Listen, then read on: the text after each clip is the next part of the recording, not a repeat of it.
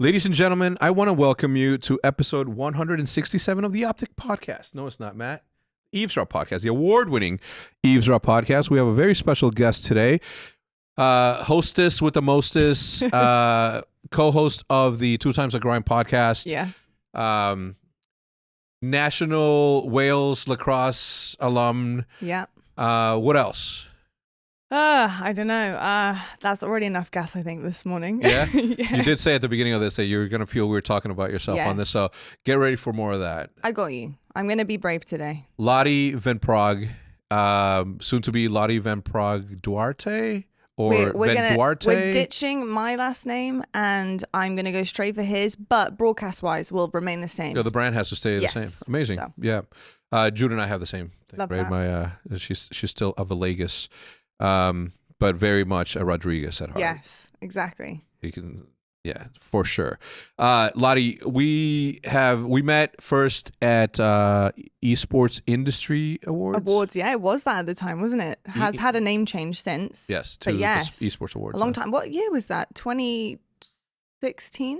2016. Yeah. I land. I'm jet lagged. My eyes are halfway closed. You're at the hotel waiting for us to arrive. Your my responsibility to take care of you. That was my first interaction.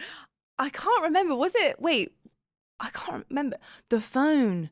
What was it about the phone that happened? My phone got left in an Uber. Oh, yes. Did I go get it? I don't know if you went to go get it or that's what you told me. But maybe you had one of your assistants. I can't remember if I went and got it or somebody else did. So it wasn't as traumatic as it would have been. Yeah. Otherwise, you'd remember every detail.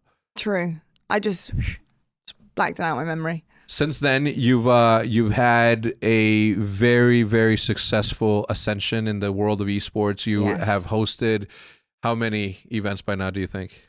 I mean, a lot. I probably say it's getting up to like the triple figures. I think it's because it was more because I worked full time for a production company, Gfinity, and we did something like every day. So I was kind of doing something all the time for a couple of years. So yeah, my numbers got up there for sure. That's awesome. So we usually start this podcast, or we did at one point, by asking you a very simple question, but it's very... Oh. It's simple, but it's very complex. Okay. Hit me. Who are you today? So I would say today I am a confident woman within a pretty male-dominated space, but feel very uplifted by the people I have around me. So I feel like I'm harmonized in that sense. But yeah, a confident, hardworking, and extremely motivated, more motivated than ever person today is probably what I would say I am. That's a great answer. Yeah. Most people just sit there for a little bit and say, man, who like have this introspective like look. And aside from what you do, and we'll get to all of that, like is there any side hobbies that you have? I mean, obviously the podcast is one, but non-content creator. Non-content wise. Yeah. I would probably say design. I love designing. Like we recently bought a home a couple of years ago and I have had an unbelievably amazing time designing it from top to bottom, and then the plan in the future is to build, so I'm going to learn architecture and build a house and our forever home, and I can't wait to do that. But yeah, that's kind of my little side thing. Yeah, which is why I don't earlier today you're like you're visiting a friend, and this friend only has ever come to you. Yes. And you said that this time is you so that you don't seem like a lazy person. Yes. Which obviously like this a lazy friend. A lazy friend. Yeah. Yeah, I guess that's which, funny enough, segue wise, she's actually just bought her first home as well with her partner, and I'm actually going to help, just kind give ideas, give some guidance. Input, 100%. Yeah, that's good. So you're in Texas for that. Right now, you and your soon-to-be husband PJ live in. We live in New Jersey at the moment, but we are looking currently for like the space that we're gonna build forever in, and whether that's New Jersey or somewhere else. We don't know yet, but we're actively looking post-wedding because that's enough to deal with for 1 year. Yes, it is. Yes. All right, so let's get started. Where does the story of Lottie begin? I would say probably with my younger brother. Okay. He is a huge part of why I am here today and in gaming in general. We were like the duo in terms of our gaming. Like, he is my original duo. Gaming wise, that's all we did as kids together, and it's really like what bonded us, to be honest. Games? So it was a case of like us basically coming together and begging our parents for whatever console at the time. But I have a vivid memory back in like 2006. We were on holiday with our parents, vacation, and we were in Miami, and we wanted the new PlayStation 3, which didn't come out in the UK till the next year, so 2007. Wait, was it delayed, or what do you mean? I don't know. Back then, I feel like just different countries didn't have certain things come out at certain times. Like, we didn't have it for a whole year in the UK, but in the US, you did. So we begged our dad for the PlayStation 3, and we then rented out Resistance: Fall of Man and Modern Warfare 2. And I'm pretty sure my dad was very annoyed because all we did the whole vacation together was play that. And we were inside on vacation in Miami Airbnb or something? for Christmas. Yeah, my parents would like buy like a little villa, and we'd like sometimes Christmas at different places. But yeah, it was really fun. I mean, they weren't very happy about us wasting the time, but yeah. And the age difference between you and your younger brother? 2 years. Okay, so you guys are same age basically. All right, so your story begins there. Yeah, and then we get home and we buy both of those games, but Modern Warfare 2 like really took over for both of us. We did have a PlayStation 2 before that, which I won in a poetry competition, which is the only sole reason I entered a damn poetry competition, because no, I'm good. But yeah, I won it, so that was great. Give me part of it. the poem? Part of the poem. Oh my God, it's like 2005 or something. I don't know, it was about Christmas, and it was about Christmas dinner, a recipe. I don't know the poem off the top of my head. It did rhyme, yeah. And I made you remember some of it. I don't, but I made my mum. Here I'm sorry, guys. I wish I had dug out that poem so I could give it to you, the winning poem of the PS2. But my mum read through it to make sure, like, she was like, "I'll make sure, like, it's good." I was like, okay, I want this console so bad. So was it just like a school thing, or was it an actual competition where you won money? Well, it was a school thing, but it was like, it wasn't in our school. The school can sign people up for it, essentially. But back then, I was really small. This was like a big thing to win, like the next gen console. Like, it was a big thing to win something like that. So that was huge for us. And that PlayStation 2 kicked off everything. Yeah. Yeah. So it was that poem. Now, what grade are you in around this time? So, oh gosh, math be mathing. I don't know when the PlayStation 2 came out, but I know it was before 2006 where we got the PlayStation 3. So I don't know whether it was 2004. I would have been in primary school. So maybe Which of course means elementary here. Yeah, elementary school. I don't know, maybe like 7, 8. Maybe slightly older, I'm not sure. But yeah. Okay, what was school like in your school? March 2000. Oh, the PS2. Oh, there you go, okay.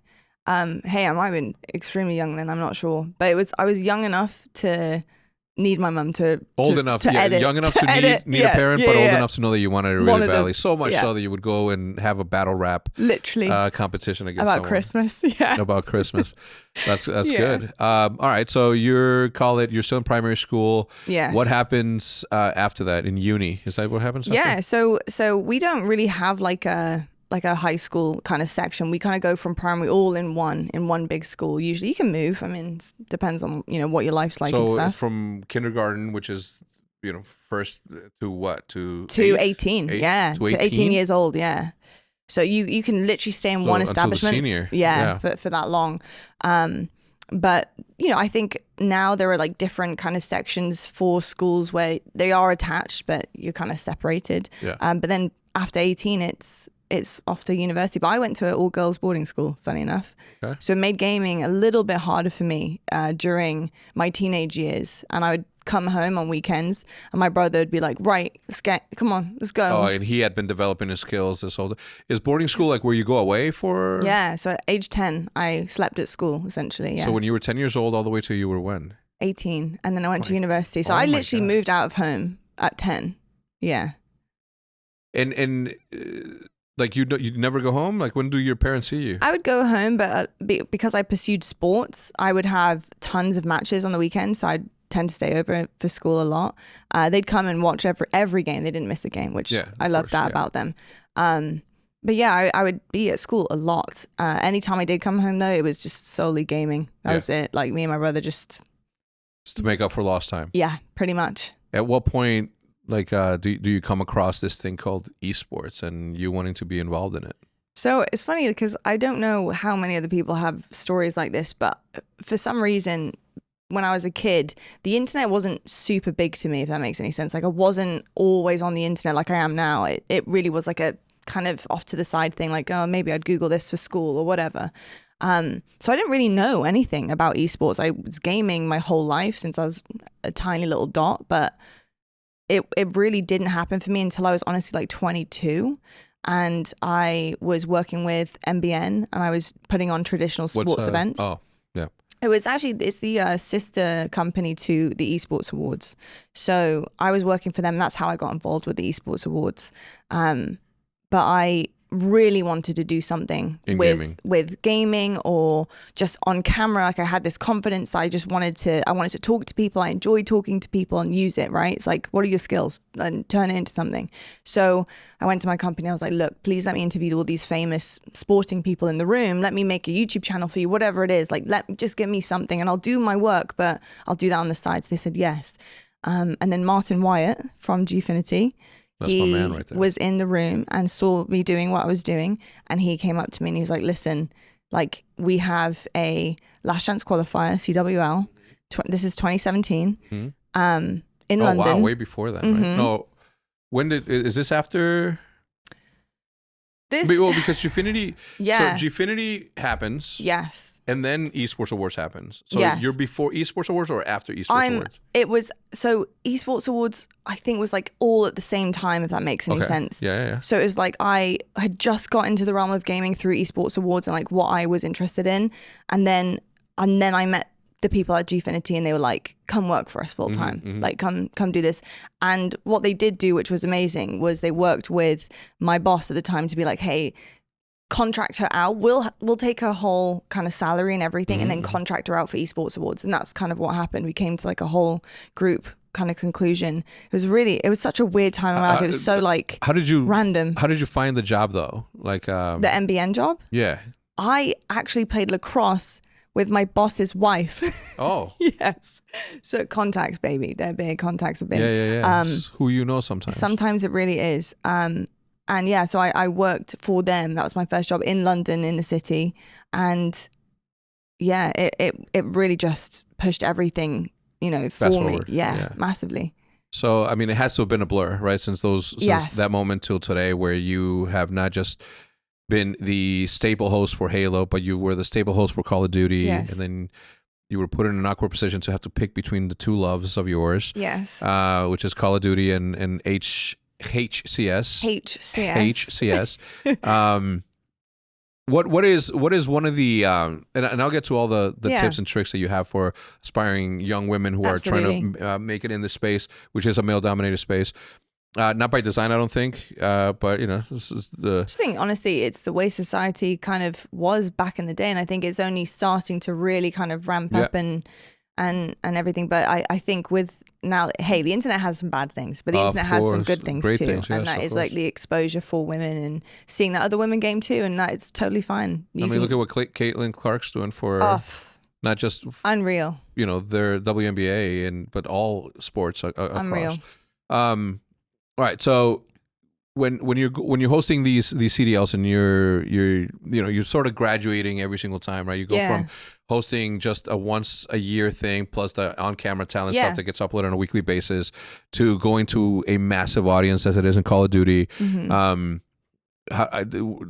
Were you prepared at the time when that was put on you, or is that something where you just had to say, you know what, I'm not all the way there yet, but I know that I will with this next level of training? I think, honestly, my mentality with it, I knew how big of a deal it was. And I was humbled and honored and also just so excited to just do it and show what I've got all at the same time, which is such a strange mindset to have.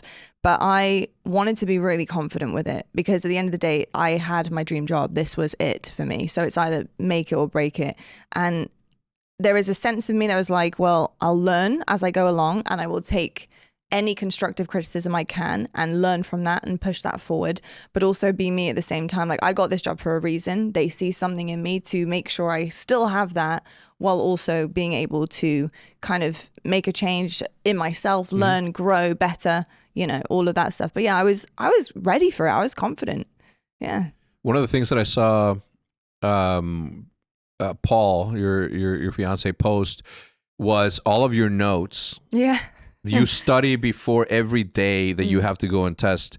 I've known a lot of casters from all walks of life, and not once have I ever heard that people study like as hard as you do. And it's not even because you know what's going on, but it was the intricate details that you felt you needed to bring up to light.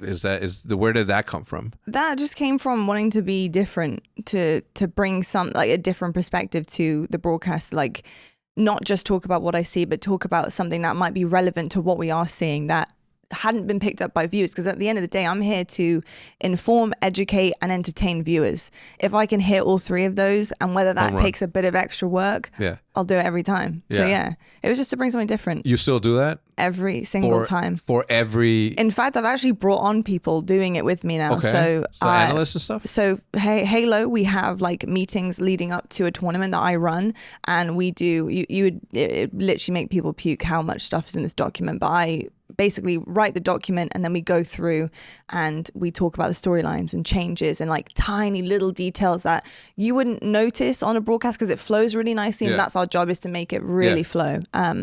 But it's there to inform you of the tiny little gaps that you might not have realized. So what you're saying is that leading up to every event, you have your own Lottie meeting in which you bring people in to give you information and anecdotes, and then you put them into your thing, you process it, and then you let it fly live. Because at the end of the day, my job as a host is to obviously know what I'm talking about, understand the game from an analyst point of view as well. I have to be my own analyst in a sense to get the best out of them. But I want to make sure that they're comfortable. So when we're in these meetings and I show them what I'm thinking, I'm like, lads, right, if there's something that you want to talk about here or whatever it may be, we pop that in, and it really makes a huge difference on the desk for us in terms of flow.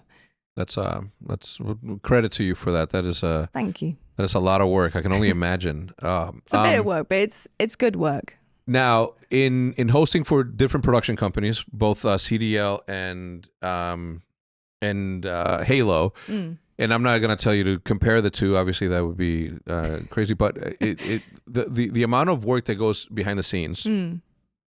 What is the one difference that one can benefit from each other, if there is one? So what are you missing in Halo that you had in Call of Duty, and what could Call of Duty learn from Halo is, I guess, what I was trying to frame. I think that they are very different, actually. Just even in terms of the setup. So I feel like one is a little bit more rigid than the other. And I think that can sometimes lean towards the game and just the way that the game kind of operates and works, which I understand. And also I think that the kind of franchising aspect, the kind of the way that the CDL is set up, it does lean towards more like traditional sports. And I understand that. Halo is a little bit more free flowing. Sometimes that's great, but sometimes it can be a little bit harder to bring it back to that kind of seriousness sometimes, which I try very hard to make sure we do get there again. I think that is what it is for me, that balance of like swapping those kind of roles and a fine tune of the both. I think you need that seriousness, the kind of informative, like quick, snappy things that are happening on your screen. So as a viewer, you're like, okay, we're about to go into a match. What do I want to take away from this chat into this match? What is the biggest points I can, rather than rambling on, which sometimes we have to do if the game is not ready. Of course. It is what it is. But for me, as a desk host, I like this is what you need to know. Now go watch the game, have a good time, and then let's see what you think afterwards.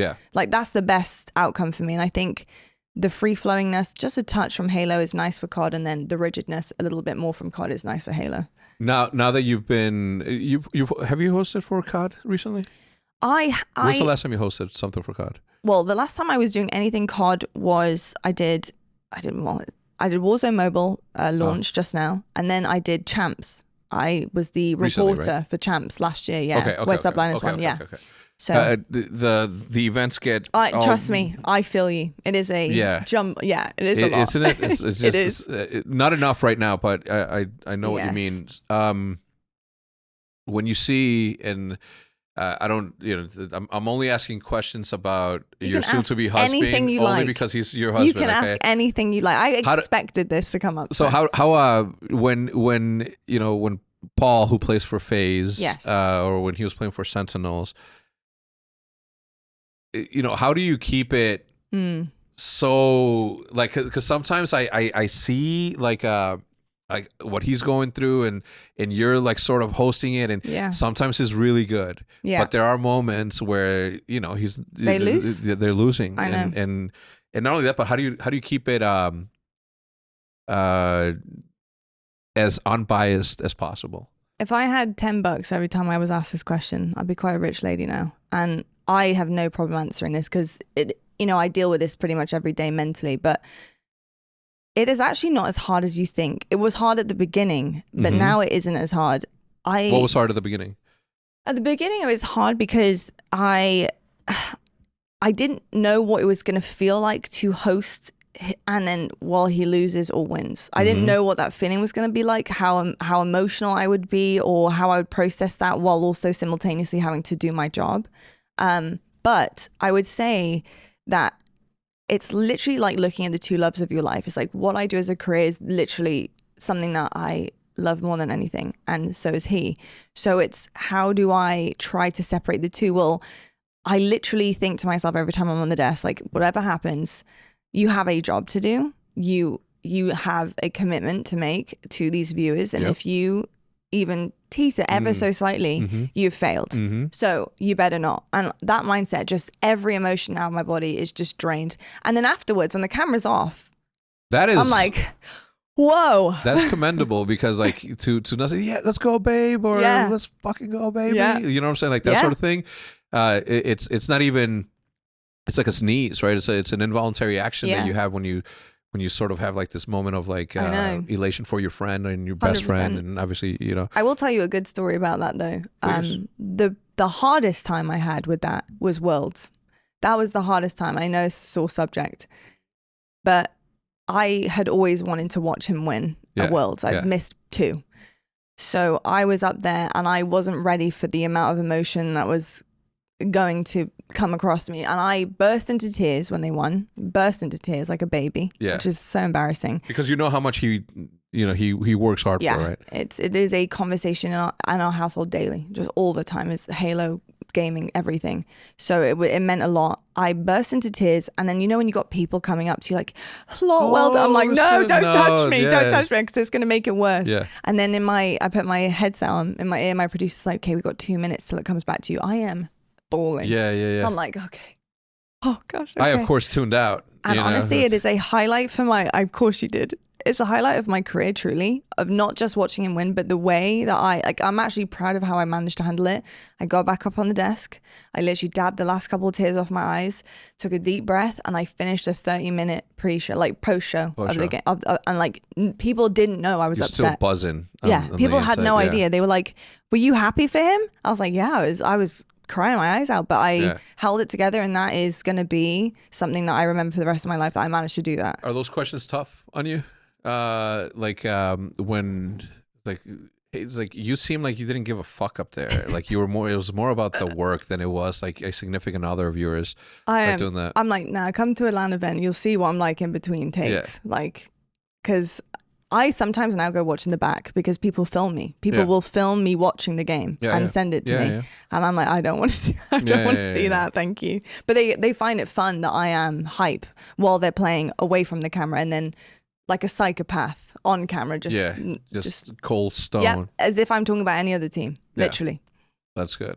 Well, I only asked that because I'm like, it has to be a question, right? Like it has to be one of those. I fully expected that question. I mean, we have a very unique dynamic. I mean, I literally am the host of his video game, and he is a top player, and it is an odd dynamic, and it's something that I think we deal with every single day of our life.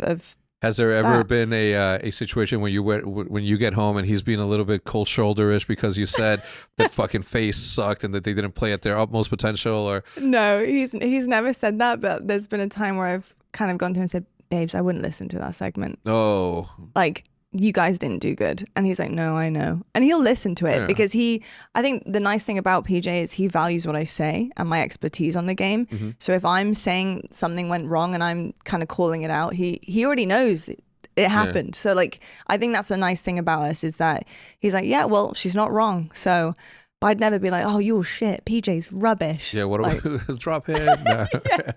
Oh, he might get dropped. No. What about his teammates? Has anyone ever says like, yo, you take it easy on us a little bit? No, none of them have ever said Amazing. that. That's No, good. they're all very relaxed about it. But I think they prefer it when I have good things to say, I'm sure. Ladies and gentlemen, pardon the interruption while I tell you about Shopify, our main sponsors. You guys know I've been using Shopify from the beginning of time. When I started podcasting, the online store and making videos, the online store was never something that I had in the back of my mind. It was just something that gradually became a thing. And luckily for me, Shopify has always been the service that we use because it's just so easy to use. I use it. Optic uses it. My wife uses it for her small business. Because Shopify is a global commerce platform that helps you sell at every single stage. From the launch your online shop stage to the first real life store stage, all the way to the, did we just hit 1 million orders stage? Shopify is there to help you grow. Shopify helps you turn browsers into buyers with the internet's best converting checkout at 36% better on average compared to other leading commerce platforms, and sell more with less effort thanks to Shopify Magic, your AI-powered all-star. You know, when I first started, Optic, and we started selling T-shirts and hoodies and jerseys and Christmas ornaments, all the cool stuff that we've ever done. We've only been able to do that and get it to your hands because of the easy back-end support that Shopify offers for us. So my wife uses it with her leash company, her dog accessories companies. It makes it just easier for her, and it's just a two-man show or two-woman show, just her and my daughter, that sort of help with the orders and get everything out to you. So do take a look at it if you have a small business or if you're planning on starting a new business. This is what you need to try. Right now, if you didn't know, Shopify powers 10% of all e-commerce in the United States of America. And Shopify is the leading global force behind Allbirds, Rothy's, Brooklinen, and millions of other entrepreneurs of every size across 175 countries. Plus, Shopify's award-winning customer services help you 24/7 because business that grow with Shopify. And right now you can sign up for a $1 per month trial period at shopify.com/eavesdrop. That is shopify.com/eavesdrop, all lowercase. I'll leave a link in the description to make it super easy for you. Just go click there for the $1 per month trial period at shopify.com/eavesdrop. So again, go to shopify.com/eavesdrop, all lowercases, and start to grow your business no matter what stage you're in. Outside of esports, yes, is there and obviously because you're so passionate about esports, this isn't maybe a thought that you have, but is there a show out there, VMAs, Oscars, like that sort of thing that you'd want to do next, or that you're? Ooh. Because we talk about this progression, right? You start out as just a video game player, and then you're just a reporter asking questions, and then you become a host, and then now you're like the host. There's the next progression. Yeah, if there is any. Yeah, I honestly think like I would love to do some type of award show. That would be amazing. I would probably say over that even would be like traditional sports as well. I wouldn't mind dabbling in like lacrosse. Literally, it depends how big lacrosse gets, to be honest. Lacrosse, but is next up. I mean, I think so too. It's been big regardless, but it's not. We're not too far removed from a moment in which some crazy YouTuber just explodes the scene. I know. We're not too far. We've had a couple of really interesting conversations about lacrosse recently, actually, and that I think would be a no-brainer for me. I mean, I literally am still an expert on the game, so that's never going to go away. Muscle memory. But yeah, it would be probably traditional sports. And I've had a couple calls from like certain NFL producers and things to maybe start to do stuff. That was actually during CDL, and I couldn't make it work with my CDL schedule. But it was like some small things to do with NFL and things like that. Was it because of the schedule, or you just weren't allowed? I was in an exclusive contract, so it was a little bit difficult.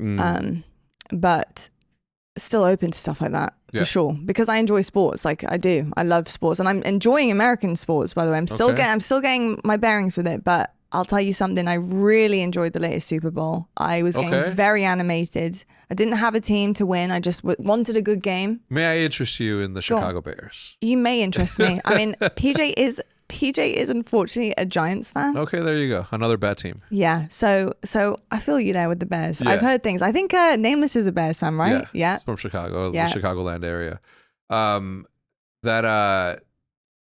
Before this podcast, we were talking with Scump right before he left, and you were trying to get him to join Arsenal. Arsenal fans. I'm still working on him to be a West Ham United fan. That's it. Can I ask you why West Ham? Everybody, if I had $10 for every single time that somebody asked you why West Ham, mostly it's Chris Marsh and the sort of boys that always like ask me about my loyalty towards that team. Now I will say that I don't watch as religious as I used to back in Chicago. Yeah. Just the time, the channels, it was just much easier for me to watch them back then. It was a team that somehow was in my brain since I was a little kid, right? I've seen those colors before. Yeah. In my graffiti, I painted a lot of maroon and baby blue pieces. But it wasn't until Green Street Hooligans came out that I was reminded of this team with the hammers and the castle and all that shit. So as a kid, and growing up in Mexico, obviously, like you have different signals that come in. You watch. Like, I was watching anime when I was a little kid. Who the fuck knows how that got there? But anyway, yeah, it's even if it was the Green Street Hooligan movie, like that came out over 20 years ago, which means that I've been a West Ham fan for over 20 years. Wow. Which means that nobody should Die Hard, guys. Yeah, so I don't know about Die Hard again, but nobody should question me about no that. one should question. I would, hey, listen, let's just put it straight. I would never question anything you do, HECZ, to be honest. You're tried and true. Thank you. Yeah, Matt, can you clip that so that I can send it to every member of my family and my friends? And question though, have you watched Ted Lasso? Yes, of course. I loved that. I was heartbroken when... Because when I know Nate, I know that's why it made me think of it. Yeah. What a great show! Excellent show. Yeah, it's again another one of those things where like if you look at the popularity of what are they called? What's the team? Ted Lasso's team. Oh gosh, why is that exactly?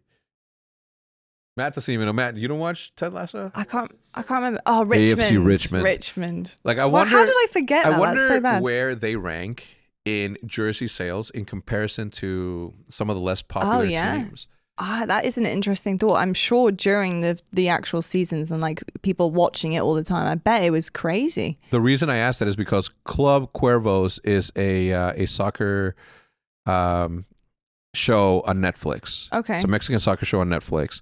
And I know that their jersey sales were fucking murdering some of the premier teams, and it goes to show again that YouTube and social media is the end all be all for everything and anything. It really is. And I would say sporting like documentary style type things have really taken like a big rise at the moment. Mm-hmm. Like there's the Arsenal documentary. There is was it Full Swing? There's F1, right? Yeah, the F1. I mean, there is so many that honestly just are so good to watch. And I think there could be a whole new generation that are going to be super into like so many different sports now because of it. Yeah, absolutely. But Netflix is a really good vehicle for all of those. Like I feel like they're all on Netflix, to be honest. Yeah, I mean it's an entertainment at the end of the day. What F1 did for people like me who have never really kept up with F1 until I saw season 1. I didn't see season 2, 3, or 4 or 5. I don't know what season they're in, but I was just like one of the greatest ones. If you look at Hard Knocks on HBO, that's been around forever, right? So it was no secret that that's one of the things that we were going to do with Vision, right? Like to the behind the scenes, everyday life. We were living something very unique to the space, and there was a massive audience there. So we're like, let's see if this works. No, absolutely. Speaking of content and everything that we do, you have your podcast, 2 Times the Grind. Yes. Used to be very, very consistent. Yeah. All right, Dad. Yes, we did. No, honestly, that's on me. Wedding planning, I'm doing it all myself. I haven't hired a planner. I'm very, like I told you before the podcast, I'm a little bit of a perfectionist, especially when it comes to kind of like personal things. So I've been doing it all myself while also juggling work and It has been a little much. I've also recently started streaming, so there's that on top of it. But little spoiler, we have bought Blake's coffee, and that's going to be the next episode. So we're going to be trying shout out Optic Blake. He's Paradox Coffee launching this Saturday. Yes. So if you guys are in the Raleigh area, make sure to tune in. Matt, can you put all the information there for that? I can't wait to support. When he told me that, I was so happy for him. It's not okay to just sit around and let life take you where it wants to take you. I agree. And also, I've got to say, in terms of the branding and the way that it's been done is beautiful. Like there is a way to do things. If you're going to do a startup, I understand the startup vibes, but this is like pristine. It's beautiful. Yeah. Absolutely gorgeous. Him and his wife are a really good duo when it comes to photography. And obviously, when you have that visual acuity to see what doesn't look good, you have a leg up. Because they do weddings, don't they, as well? So they're good photographers. They know exactly what they're doing. The shots. Do you have a wedding photographer also? I do have a wedding photographer, yes. Well, I mean, obviously in this industry, there's no shortage of great photographers. I've got to say, when it comes to the photography and the videography for me, that was like big. Yeah. I was picky about that because it's our life anyway. So I was like, this has to be good. Gotta show the grandkids something. Has to be good. You know. What has been the toughest thing to sort of wrangle in this wedding planning? Oh, and does PJ help? No, he doesn't. You know what? Him. Hey, listen, I know you're watching this, brother. Don't do it. Don't help. Stay out of the way. Honestly, yeah. Only help. Don't offer to help. Only help when raise your hand and be like, baby, is there anything I can do? Let me know. Right? That's why I tell Jude every single time, like, do you have anything for me to do? No. I was like, all right, I'm going to be over here, ready for some instructions. 100%. That's honestly the best way to do it, just because he's very sweet and he always asks me. He's like, is there anything that you need me to do? I'm like, no, I'm good. But I'll run things by him. I'm like, what do you think? Do you like it? He hasn't said a word. He's like, yeah, love it. Yeah. It's like, which one do you like? Oh my God, me too. Isn't that a coincidence? The hardest thing was probably my wedding dresses too. But 2 wedding dresses. 2, yes. 2 of them. Explain. A ceremony dress into dinner, and then a second dress for partying. Oh. The reception dress. Smart. Yeah. I'm a bit extra HECZ, so. PJ, bring an extra shirt. Oh, I've got him a whole other set. Okay. He's also got a second outfit too. No, I mean it's like Seth. I'm. Oh yeah. Has Seth announced anything? I'm the best man in Seth's wedding. Let's go. Me and his brother. You are. And one of the things that I'm making sure of is that he brings an extra pair of undershirt. Yeah, because you just get sweaty, don't you? It just or you spill something. Succession, right? Is where I got this from. Where he kills the guy. Car accident. He comes back. He's got a change, and of course he's got an extra pair of shirts. So I've started to pack double shirts double white shirts for sure. I love that. No, honestly, it was just the decision of the dresses that was the hardest. How long did it take? Honestly, custom was. We went to New York, and my mum flew in, and it was lovely. And it was just my mum and his mum and me, and it was like a nice little girls' day in New York. And we hit all the big stores, and I actually found both dresses in that day, but it was just more so just a nerve-wracking experience of knowing you have to choose, and there was a billion, and making sure it's the right one for you. But yeah, I found both of them there, so I was happy with that. And I haven't thought about changing it since, so I guess I chose right. That's good. Yeah. I can't even imagine. Me, I walk in and first black suit that I see, or that's it. Yeah. That's as far as I go. Peak lapels, that sort of stuff. Like, all right, cool. But aside from that, because it's such an important day. I know. Especially for the person planning. It is. It's an important day. It's a lot of money. It is what it is. But it's just making sure that you have the best time possible. I'm trying to have no expectations other than making sure I get married, so that I don't get upset. Go crazy. Yeah. Because you just don't know what's gonna happen. How many guests? 140. Okay, big wedding. Yeah. Oh my God, good. Good for you. All right, so not to intrude or anything. No. Any cool plans for the rest of the year and that I mean, apart from work and I mean I've got the rest of the Halo season happening, which is going to be amazing. we'll see what happens with COD. I can't really say much about that, but there's chats about maybe just a little bit more involvement in COD. I mean, I usually do the COD Bowl every year and COD Next every year. I've done that now for a couple times in a row. The endowment. Yes. So apart from that, in terms of work, nothing crazy. But any personal projects?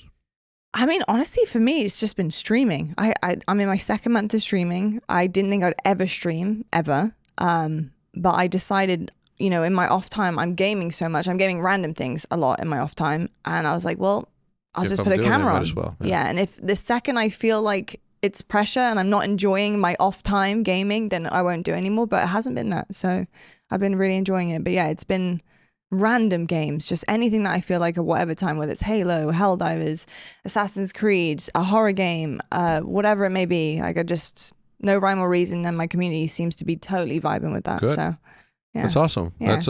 Listen, time and effort is the only thing that we are responsible for. True. Right. So if you want it to succeed, it will succeed inevitably. Outside of gaming, any projects that you're working on or that you would like to get working on? I have potentially a couple sporting projects I can't really talk too much about yet, but some really cool things potentially happening. PJ and I are looking to maybe also have our own business at some point as well. We have a couple ideas floating around of something that we want to do, but I think it's funny having the jobs that we have and the career that we have. There's always that like, well, what happens when my fingers stop working? What happens when I just don't get any gigs anymore? Like, does that happen? So we always would like to be secure. True, that is true. But I always like to like just better myself or better us or whatever it is and like be on top of things. So I think with our expertise and our kind of, I don't know, experiences, I think a business would be a really good next step for us, I think, in our life. Yeah. Yeah. Any like particular fields you don't want to discuss? Too early? It could be a little too early. I mean, we've discussed a couple different things, but my dad is a retired property developer. Okay. And we were thinking at one point, don't steal my ideas, guys, okay? Because it's not copyrighted, so don't steal my ideas. But we're thinking at one point of doing these really cool villas in certain areas of the States or wherever it may be, maybe the Bahamas, maybe somewhere, for full-time streamers to be able to go on vacation with their families and be able to stream at the same time if they wanted to. So they're dedicated villas that are all integrated, like gated off, so they feel really, really safe depending on how big the streamer is, and have their own dedicated setup with the best internet they can have, so that if they are on vacation, they want a long vacation, they don't feel like they are missing out or they only have to take a short vacation. They can like dabble in also streaming at the same time if they wanted to. Is it a vacation if you're going somewhere to work? That's true. But if streamers are like so, I don't know if I can say this word, anal about like missing certain days of course, it's important. How long they want to take off or whether their family are like, well, we want to go away, but we want you with us. Like, I feel like it's a happy medium if they want to. It's there if they want to. Yeah. Yeah. I like that. And same for teams as well. If teams want to go and LAN and they want to do something like in a really cool different place, like there'll be a LAN kind of setup there for them as well. Yeah. And it's open to everyone, but it just happens to be that if there's a streamer, there's a stream room there for you. Yeah. And who knows, maybe people, let's say me, right? Me and my family go there and my kid wants to play, then there's the setup. Absolutely. I like it. If you want, we can block that out, but it's a really good idea.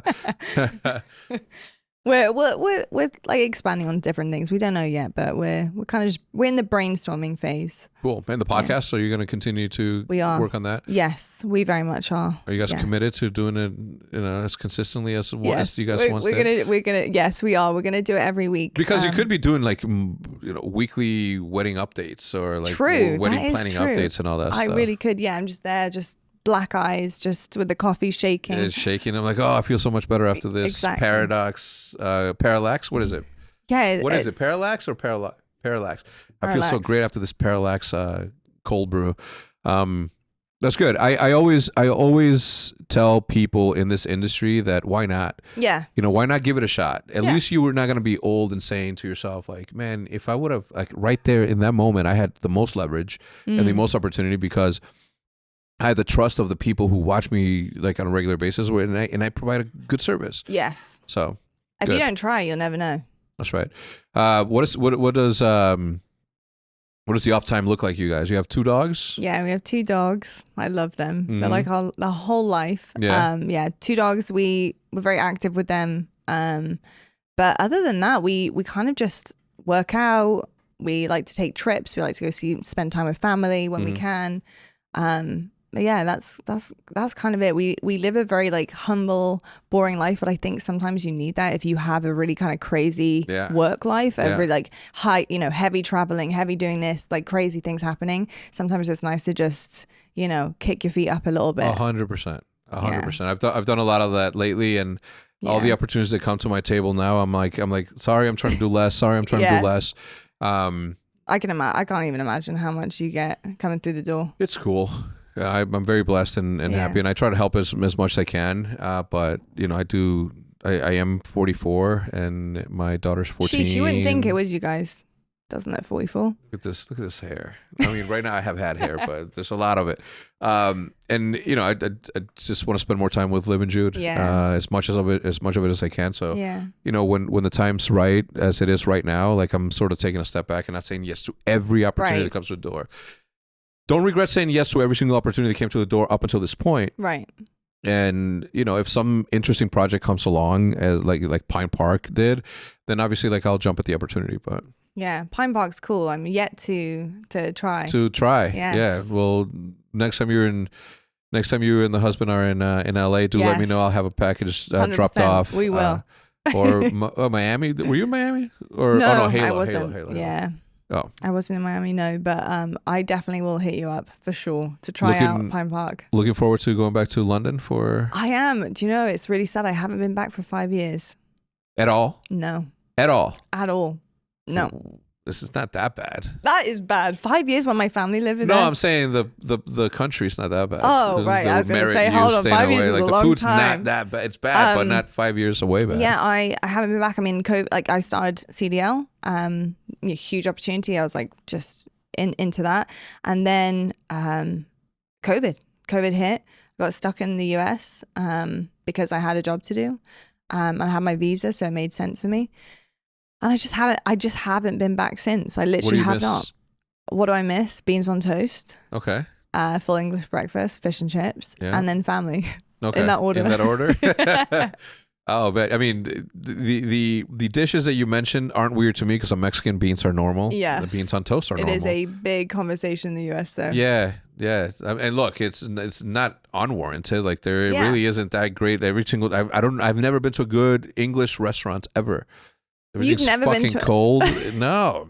It's like the prime rib is like frozen. Where have you been? Good ones, fancy white table restaurants. Oh damn! I won't say their names because they've done you dirty. They've done us dirty. We haven't been back. I haven't been back to London since COVID. Yeah, since February 9th of that year. Roughly the same as me then. Because we won there on my birthday. Yes. And haven't been back since. Yes, because that was CDL, right? Yeah, and it was my birthday the day before when I was hosting. 8. Right? Yes, 8. February 8th, Aquarius. Duo. 8 and 9, baby. What I miss about London is the energy of that downtown city, right? Yeah. The Hippodrome. My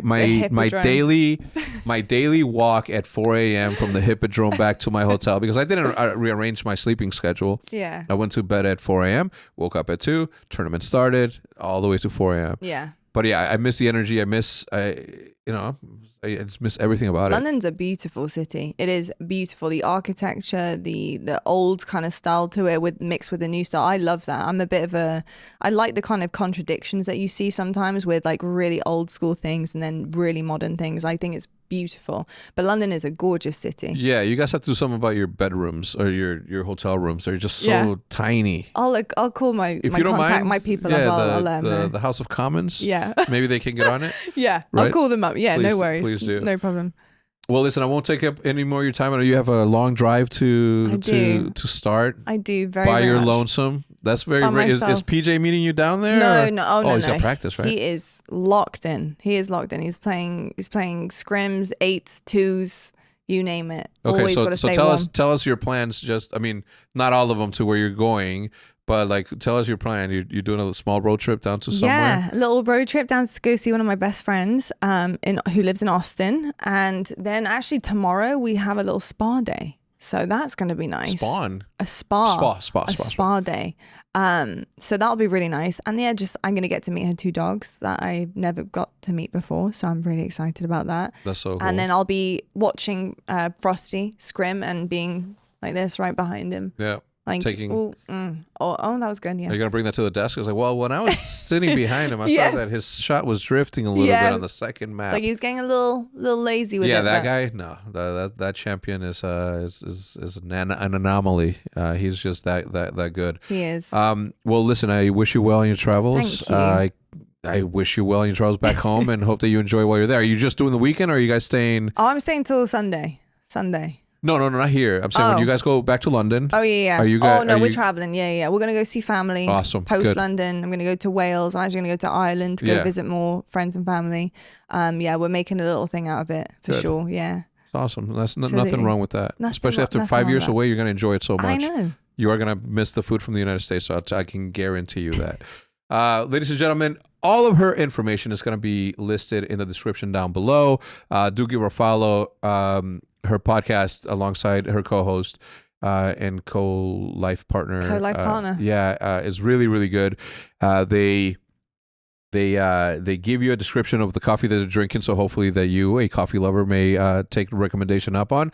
And you, maybe a coffee company, would like to sponsor that podcast as well. So all that information down below. Lottie, thank you so much. Long time coming. HECZ. It's been a long time, but here we are. It has. It's my absolute honor and pleasure. So thank you for having me on. You might be one of the last. Like this show is ending. Wow, really? I'm going to be one of the last? Matt, was last week not the last? Oh, yeah, so this is now the last. So thank you for being the last. Well, GG's host. no re. GG's maybe a re, depends. They after 167, it's just I think it's ran its course. It's my lucky number, so. Well, there you go. Well, it's actually 166. Okay. So this is 167. Well, in reality, it's 166 because episode 100 was supposed to be something and we never did it. So okay. Long story short, that's fine. Episode 166. So, Lottie, thank you so much. Thank you. Everybody, thank you so much for tuning in. We'll see you guys next time, if there is a next time. Goodbye.